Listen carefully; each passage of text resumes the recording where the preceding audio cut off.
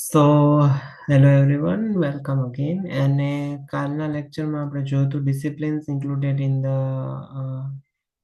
Indian knowledge system. એમાં આપણે જોયું હતું કયા કયા ડિસિપ્લિન્સ છે જે ઇન્ડિયન નોલેજ સિસ્ટમમાં ઇન્ક્લુડેડ છે. એમાં છે પેલું જોયું હતું ફિલોસોફી અને સ્પિરિચ્યુઆલિટી, કે જેમાં આવતું હતું વેદ અને Upanishad, Indian philosophical schools, total 6 school છે. પછી છે એથિક્સ અને મોરાલિટી અને મેડિટેશન અને માઇન્ડફુલનેસ. આફ્ટર ધેટ આપણે જોયું હતું હેલ્થ એન્ડ મેડિસિન, કે જેમાં આયુર્વેદા, સિદ્ધા મેડિસિન, યુનાની મેડિસિન અને યોગા થેરાપી. એના પછી આપણે જોયું હતું સાયન્સ અને મેથેમેટિક્સ, કે જેમાં હતું એસ્ટ્રોનોમી, મેથેમેટિક્સ, મેટા એલર્જી અને મેડિસિન અને સર્જરી. આફ્ટર ધેટ આપણે જોયું હતું આર્ટ્સ એન્ડ એસ્થેટિક્સ. તો આર્ટ્સ એન્ડ એસ્થેટિક્સમાં આપણે જોયું હતું લિટરેચર, પરફોર્મિંગ આર્ટ્સ અને વિઝ્યુઅલ આર્ટ્સ. પછી જોયું હતું આપણે આર્કિટેક્ચર અને એન્જિનિયરિંગ, જેમાં આપણે જોયું હતું વાસ્તુશાસ્ત્ર, ટેમ્પલ આર્કિટેક્ચર અને water management systems. And after that આપણે જોયું હતું એગ્રીકલ્ચર એન્ડ ઇકોલોજી, કે જેમાં આપણે જોયું હતું natural farming, sustainable water use અને એથનોબોટેની. એન્ડ લાસ્ટમાં આપણે જોયું હતું ગવર્નન્સ અને ઇકોનોમિક્સ, જેમાં આપણે જોયું હતું અર્થશાસ્ત્ર, વિલેજ એડમિનિસ્ટ્રેશન અને ટ્રેડ એન્ડ કોમર્સ. અને આજના લેક્ચરમાં આપણે જોશું education and knowledge transmission. So in education and knowledge transmission, ગુરુ શિષ્ય ટ્રેડિશન. આપણે જાણીએ છીએ કે પહેલાના સમયમાં ગુરુ શિષ્ય પરંપરા હતી, કે ટીચર ડિસિપલ મોડલ ફોર લર્નિંગ, કે જે ઇન્ડિયન નોલેજ સિસ્ટમમાં હતું. બરોબર. પછી છે ઓરલ ટ્રેડિશન્સ. ઓરલ ટ્રેડિશન્સ એટલે કે બોલીને જે વસ્તુ કહેવામાં આવેલી હોય એ. પહેલાના ટાઈમમાં પેપરની જ્યારે શોધ નહોતી થઈ ત્યારે જે ગુરુઓ હતા એ બોલીને જ પોતાના શિષ્યોને અભ્યાસ કરાવતા હતા. તો ઓરલ ટ્રેડિશન્સમાં કીધું છે કે preservation of knowledge through recitation and story telling. Story telling through knowledge આપવામાં આવતું હતું. અને third one is centres of લર્નિંગ. તો સેન્ટર્સ ઓફ લર્નિંગમાં એશિયન્ટ યુનિવર્સિટીઝ લાઈક નાલંદા અને તક્ષશિલા. ઓકે. તો આ થયું education and knowledge transmission. Education is also a discipline of Indian knowledge system. પછી આવે છે લો એન્ડ જ્યુરિસ્પ્રુડન્સ. લો એન્ડ જ્યુરિસ્પ્રુડન્સ એટલે કે લીગલ સિસ્ટમ, અથવા તો લીગલ આપણે કહીએ ને કે લો રિલેટેડ સબ્જેક્ટ, કે જેમાં ધર્મશાસ્ત્ર આવતું. તો ધર્મશાસ્ત્રમાં શું હતું? તો text on law, ethics and duties. બરોબર. અને the second one is justice system. તો જસ્ટિસ સિસ્ટમ હતું એમાં પ્રિન્સિપલ ઓફ ફેરનેસ, કે આપણે કહીએ ને કે બધું ફેર હોવું જોઈએ, બધું સરખું હોવું જોઈએ, એનો સિદ્ધાંત હતો. ડિસ્પ્યુટ રેઝોલ્યુશન એટલે કે કોઈ પણ ફરિયાદ આવી હોય તો એનું નિવારણ કેવી રીતના કરવું એના વિશે હતું. અને સોશિયલ ઓર્ડર. સોશિયલ ઓર્ડર એટલે કોઈ પણ વસ્તુ છે એ સોશિયલ ઓર્ડરમાં થવી જોઈએ, કે ઓવરઓલ સોસાયટીને બેનિફિટ થાય છે, અથવા તો ઓવરઓલ સોસાયટીમાં જો કોઈ વ્યક્તિને કાંઈ પણ પ્રોબ્લેમ છે તો એનું નિવારણ કેવી રીતના લાવવું. That was included in law and jurisprudence. પછી આવે છે લિંગ્વિસ્ટિક અને ગ્રામર. તો એમાં Panini's grammar, systematic structure of Sanskrit in Ashtadhyayi. હવે પાણીનીનો અષ્ટાધ્યાયી ગ્રંથ છે કે જેમાં સંસ્કૃત ગ્રામર આપેલું છે. તો એ જ ઇન્ડિયન નોલેજ સિસ્ટમનો પાર્ટ હતું. અને સેકન્ડ વન છે લેંગ્વેજ ડેવલપમેન્ટ. તો contribution to Indo European and Dravidian linguistics. એટલે લેંગ્વેજ ડેવલપમેન્ટમાં ઇન્ડો યુરોપિયન અને દ્રવિડ જે ભાષાઓ હતી એનો સમાવેશ થાય છે. બરોબર. તો લિંગ્વિસ્ટિક અને grammar is also a discipline of Indian knowledge system. પછીનું ડિસિપ્લિન છે એન્વાયરમેન્ટ અને કોસ્મોલોજી. તો એન્વાયરમેન્ટ અને કોસ્મોલોજીમાં ફર્સ્ટ છે ઇકોલોજીકલ પ્રેક્ટિસીસ, કે રેવરન્સ four nature and conservation of biodiversity. Okay. તો ઇકોલોજીકલ પ્રેક્ટિસીસમાં શું હતું કે નદીઓની સાર સંભાળ રાખવામાં આવતી, અથવા તો નેચર પ્રત્યે વધારે પડતી સાર સંભાળ રાખવામાં આવતી. બરોબર.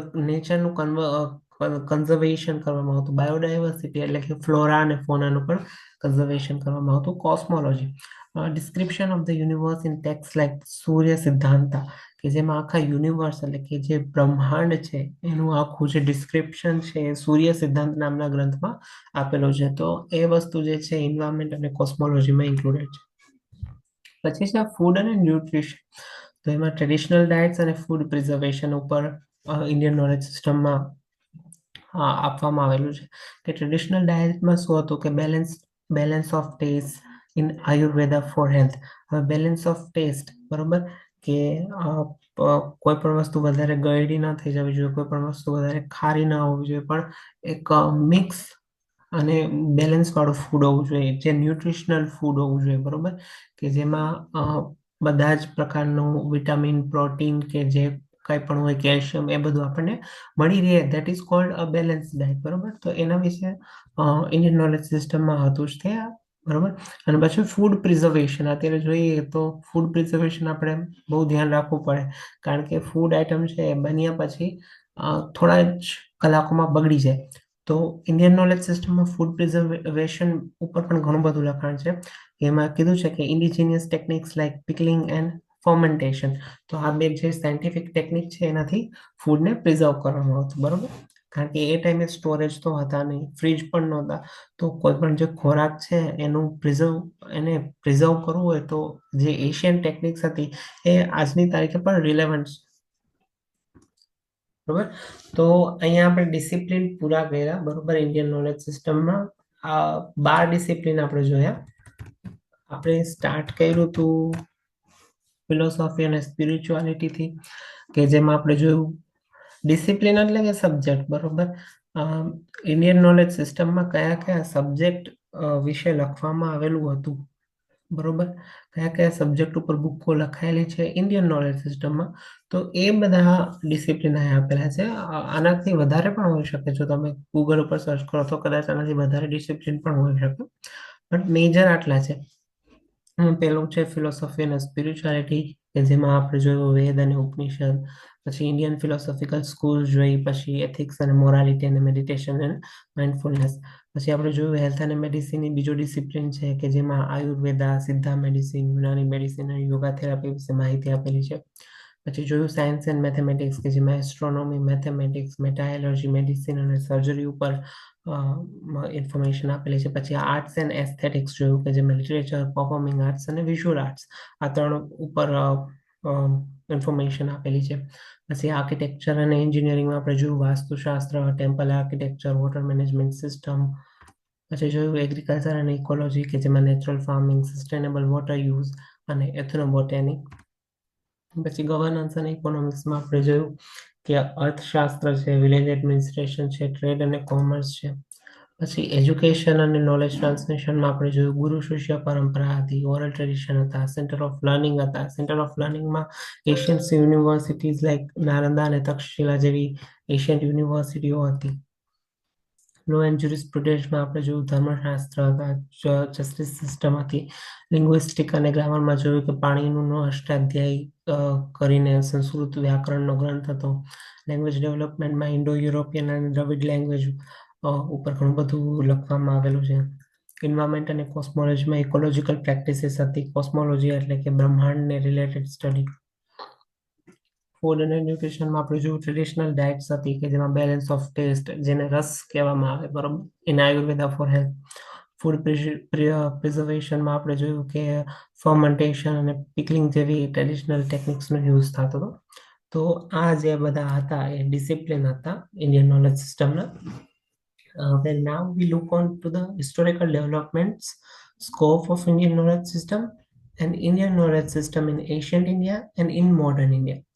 તો આ ટોટલ 4 ટોપિક છે, બરોબર. પહેલા આપણે જોશું કે હિસ્ટોરિકલ ડેવલપમેન્ટ ઇન્ડિયન નોલેજ સિસ્ટમનું ઇવોલ્યુશન કેવી રીતના થયું, બરોબર, એનું ડેવલપમેન્ટ કેવી રીતના થયું. પછી સ્કોપ એટલે કે કાર્યક્ષેત્ર, ઇન્ડિયન નોલેજ સિસ્ટમ કેટલું વાસ્ટ છે, બરોબર, એનો સ્કોપ શું છે, બરોબર, એ જોશું. પછી ઇન્ડિયન નોલેજ સિસ્ટમ એશિયન્ટ ઇન્ડિયામાં કેવું હતું, અને after that we look into Indian knowledge system in modern India. તો પહેલું છે historical developments of Indian knowledge system. Okay, તો પહેલા હું વાંચી જાઉં, પછી હું એક્સપ્લેન કરું. First is pre Vedic and Vedic periods. C 3000 BCE એટલે કે બિફોર ક્રાઇસ્ટ, અને 1500 BCE એટલે કે 3000 BCE to 1500 BCE. હવે આ પ્રી વેદિક અને વેદિક પીરિયડ કેવી રીતના રીડ કરવો એ હું તમને કહું.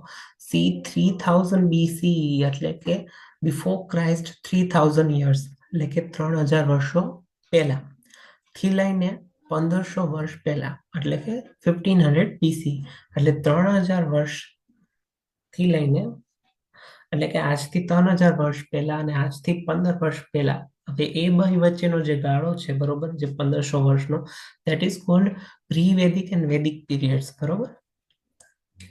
હવે એમાં લખ્યું છે origins of IKS એટલે કે Indian Knowledge System. The Vedas, mainly four, Rigveda, Yajurveda, Samveda and Atharva Veda, laid the foundation for Indian philosophy, science and spirituality.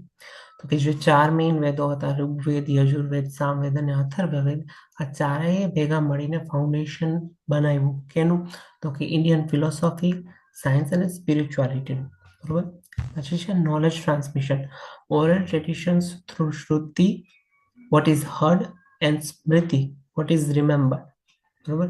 તો ઓરલ જે ટ્રેડિશન હતો, કારણ કે પહેલા પેપર કાંઈ હતું નહીં, બરોબર, તો ઓરલ ટ્રેડિશન હતો કે જેમાં શ્રુતિ અને સ્મૃતિ, શ્રુતિ એટલે કે શું સાંભળવામાં આવેલું છે અને સ્મૃતિ એટલે કે શું યાદ રાખવામાં આવેલું છે, બરોબર. And after that astronomy and mathematics, તો development of early astronomical observation and concept of numbers, development of early astronomical observations એટલે કે અવકાશને રિલેટેડ જે ઓબ્ઝર્વેશન્સ થયા, અને આફ્ટર ધેટ જે નંબર સિસ્ટમનો કોન્સેપ્ટ છે એ ડેવલપ કરવામાં આવ્યો, નંબર્સનો જે કોન્સેપ્ટ છે એ ડેવલપ કરવામાં આવ્યો. તો આ બધું ક્યારે થયું? પ્રી વેદિક અને વેદિક પીરિયડમાં, કે જ્યારે ઇન્ડિયન નોલેજ સિસ્ટમની જસ્ટ શરૂઆત જ થઈ હતી. અને શરૂઆત શેમાંથી થઈ હતી? તો કે વેદાસમાંથી. મેઇનલી 4 વેદ છે, ઋગ્વેદ, યજુર્વેદ, સામવેદ અને અથર્વવેદ. પછી નોલેજ ટ્રાન્સમિશન થયું. કેવી રીતે થયું? તો કે ઓરલ ટ્રેડિશન્સથી, બોલીને, બરોબર, શ્રુતિ અને સ્મૃતિથી. શ્રુતિ એટલે શું સાંભળવામાં આવ્યું છે અને સ્મૃતિ એટલે શું યાદ રાખવામાં આવ્યું છે, બરોબર. પછી આવ્યું એસ્ટ્રોનોમી અને મેથેમેટિક્સ. પછી અવકાશને લગતી વસ્તુ અથવા તો અવકાશને લગતું નોલેજ ડેવલપ થયું. અને પછી કોન્સેપ્ટ ઓફ નંબર્સ એટલે કે મેથેમેટિક્સ એટલે ગણિત જે છે એનું શોધ થવા માંડી. પછી છે પોસ્ટ વેદિક પીરિયડ. પોસ્ટ વેદિક પીરિયડનો ટાઈમ છે સી 1500 BCE ટુ 500 BCE, એટલે કે 1500 વર્ષથી 500 વર્ષ, એટલે કે આજથી 500 વર્ષ પહેલા અને આજથી 1500 વર્ષ પહેલા, આ બે વચ્ચેનો જે ડિફરન્સ છે એ છે પોસ્ટ વેદિક પીરિયડ, બરોબર. હવે પોસ્ટ વેદિક પીરિયડમાં શું થયું? તો કે Upanishads and philosophical text, advance metaphysical and ethical discussion. હવે પોસ્ટ વેદિક પીરિયડમાં ઉપનિષદ્સ અને ફિલોસોફિકલ ટેક્સ્ટનું ઉપનિષદ્સ અને ફિલોસોફિકલ ટેક્સ્ટ ઉપર લખાણ ચાલુ થયું, બરોબર, એની શોધ થઈ. પછી આયુર્વેદાની શોધ થઈ, ઇમર્જન્સ ઓફ ટેક્સ્ટ લાઈક ચરક સંહિતા એન્ડ સુશ્રુત સંહિતા. પછી સંસ્કૃત ગ્રામરની શોધ થઈ, અથવા તો સંસ્કૃત ગ્રામર ઉપર વધારે લખાણ ચાલુ થયું. તો પાણીનીનું અષ્ટાધ્યાયી પ્રોવાઈડ અ સિસ્ટમેટિક લિંગ્વિસ્ટિક ફ્રેમવર્ક, સંસ્કૃત માટે સિસ્ટમેટિક લિંગ્વિસ્ટિક ફ્રેમવર્ક પ્રોવાઈડ કરે છે. તો પોસ્ટ વૈદિક પીરિયડમાં આ બધા ડેવલપમેન્ટ્સ થયા કે ઉપનિષદ અને ફિલોસોફિકલ ટેક્સ્ટ બનવા માંડ્યા, આયુર્વેદની શોધ થઈ, સંસ્કૃત ગ્રામરની શોધ થઈ. પ્રી વેદિક અને વૈદિક પીરિયડમાં શું થયું?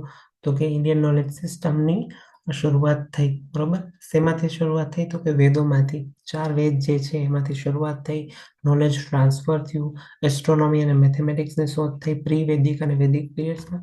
અને પોસ્ટ વૈદિક પીરિયડ્સમાં ઉપનિષદ અને ફિલોસોફિકલ ટેક્સ્ટ નું લખાણ ચાલુ થયું, આયુર્વેદની શોધ થઈ, સંસ્કૃત ગ્રામરનું લખાણ ચાલુ થયું. પછી આવે છે ક્લાસિકલ પીરિયડ. તો ક્લાસિકલ પીરિયડનો ટાઈમ છે સી 500 BCE ટુ 1200 CE, બરોબર. એટલે કે 500 આજથી 500 વર્ષ પહેલા અને 500 થી લઈને 1200 વર્ષ સુધીનું, બરોબર. એટલે કે 1200 વર્ષ સુધીનું, બિફોર ક્રાઇસ્ટ થી આફ્ટર ક્રાઇસ્ટનો જે ટાઈમ છે, બરોબર. બિફોર ક્રાઇસ્ટ 500 વર્ષ, એટલે કે 500 થી લઈને આફ્ટર ક્રાઇસ્ટ, બરોબર. સીઈ, બીસી અને સીઈ તમારે સામાજિક વિજ્ઞાનમાં આવે છે, બરોબર. મને એક્ઝેક્ટ ફૂલ ફોર્મ નથી ખબર બીસીઈ નું, બટ બિફોર ક્રાઇસ્ટ અને આફ્ટર ક્રાઇસ્ટ એવું જ કંઈક થાય છે.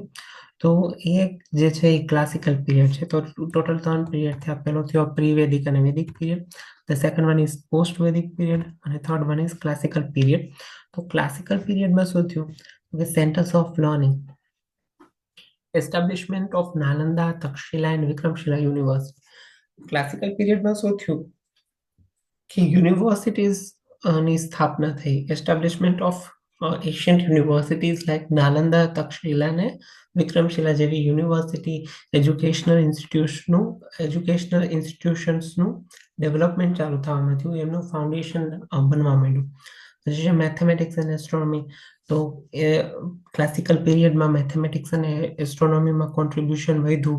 કોને કોન્ટ્રીબ્યુટ કર્યું? તો કે આર્યભટ્ટે કોન્ટ્રીબ્યુટ કર્યું, બ્રહ્મગુપ્તે કોન્ટ્રીબ્યુટ કર્યું, ભાસ્કરાચાર્યએ કોન્ટ્રીબ્યુટ કર્યું.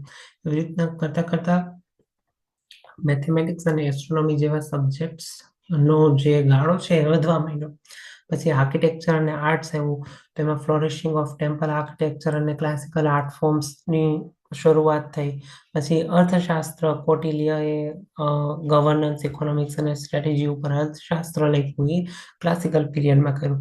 તો ઓવરઓલ ક્લાસિકલ પીરિયડમાં શું થયું? તો કે એજ્યુકેશનલ ઇન્સ્ટિટ્યુશન બિલ્ડિંગ થયું, પછી મેથેમેટિક્સ અને એસ્ટ્રોનોમીમાં નોલેજ ક્રિએશન વધ્યું, પછી આર્કિટેક્ચર અને આર્ટ્સની વધવા માંડ્યું, અને કૌટિલ્યએ અર્થશાસ્ત્રની રચના કરી. મિડિવલ period CE 1200 CE to 1700 CE, એટલે 1200 થી લઈને 1700 સુધીનો ટાઈમ. બરોબર. હવે સીધી લાઈનમાં જઈશે. હવે 1200 થી 1700. હવે ઊંધું નહીં આવે. 500 થી 1200, 1200 થી 1700.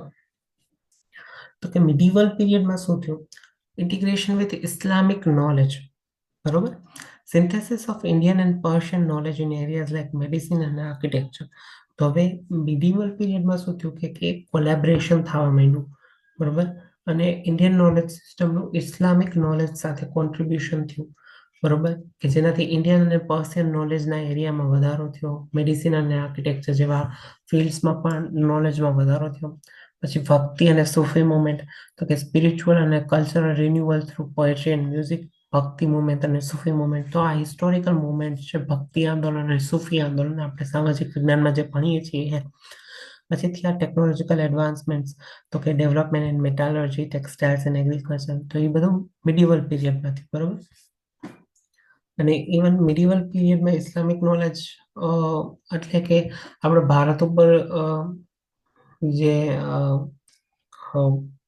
જે મુસ્લિમ સામ્રાજ્યની સ્થાપના થઈ હતી, તો એ લોકો પોતાની સાથે પોતાનું બધું નોલેજ પણ લઈ આવ્યા હતા. એટલે ઇન્ડિયન નોલેજ સાથે ઇસ્લામિક નોલેજનું કોલેબોરેશન ત્યાંથી થયું, ઇન્ટિગ્રેશન ત્યાંથી થયું. બરોબર. અને પછી છે કોલોનિયલ પીરિયડ. બરોબર. C1700 CE to 1947. ઓકે, કે જ્યારે દેશ આઝાદ થયો ત્યારે. એટલે કોલોનિયલ પીરિયડમાં બ્રિટિશનું જે કંઈ પણ નોલેજ હતું એ ઇન્ડિયન નોલેજ સાથે કમ્બાઈન થયું. તો કે disruption and documentation. Colonial exploitation disrupted traditional system, but efforts to document IKS began. કે બ્રિટિશર્સ ઇન્ડિયામાં આવ્યા એટલે એ લોકોએ શું સ્ટાર્ટ કર્યું કે ઇન્ડિયન નોલેજ સિસ્ટમને ડિસ્ટ્રોય કરવાનું ચાલુ કર્યું. પણ જે પ્રયાસ કરવામાં આવેલા હતા કે ગમે તેમ કરીને આપણે ઇન્ડિયન નોલેજને ડોક્યુમેન્ટ કરીએ. બરોબર. ઇન્ડિયન નોલેજ સિસ્ટમને ડોક્યુમેન્ટ કરીએ તો એને સેવ કરીએ, શરૂ થઈ ગયા હતા. બરોબર. કારણ કે બ્રિટિશર્સ આવ્યા અને એમને જોયું કે ઇન્ડિયન નોલેજ સિસ્ટમ બહુ જ પાવરફુલ છે, તો એમને એને ડિસ્ટ્રોય કરવાની ટ્રાય કરી. બટ ઘણા બધા અંશે આપણે એને બચાવી રાખ્યું. એ લોકોએ આપણી યુનિવર્સિટીઓ તોડી ભાંગી. બરોબર. ઘણી બધી બુક્સને આગ લગાડી દીધી. તો એ બધું કોલોનિયલ પીરિયડમાં થયું હતું. પછી reform movements. Figures like Swami Vivekananda અને Dayanand Saraswati revived interest in the Indian knowledge system. કે સ્વામી વિવેકાનંદ અને દયાનંદ સરસ્વતી જેવા લોકોએ ઇન્ડિયન નોલેજ સિસ્ટમ થ્રુ જાગૃતિ લાવવાનું કાર્ય કર્યું. બરોબર. તો overall ones is post independence and modern era, એટલે કે 1947 થી આજની તારીખે તો કે IKS રિવાઇવલ, એટલે ઇન્ડિયન નોલેજ સિસ્ટમનું રિવાઇવલ થયું. Focus on integrating IKS into education અને રિસર્ચ. નેશનલ એજ્યુકેશન પોલિસી 2020માં કીધું જ છે કે હવે દરેક યુજી અને પીજી કોર્સમાં Indian knowledge system as a ફરજિયાત સબ્જેક્ટ અથવા તો વેલ્યુ એડેડ કોર્સ તરીકે નાખવામાં આવ્યું. બરાબર. પછી સાયન્ટિફિક વેલિડેશન થયું. Studies on Ayurveda, yoga and traditional farming methods. તો આના ઉપર સાયન્ટિફિક બધું વેલિડેશન થવા માંડ્યું.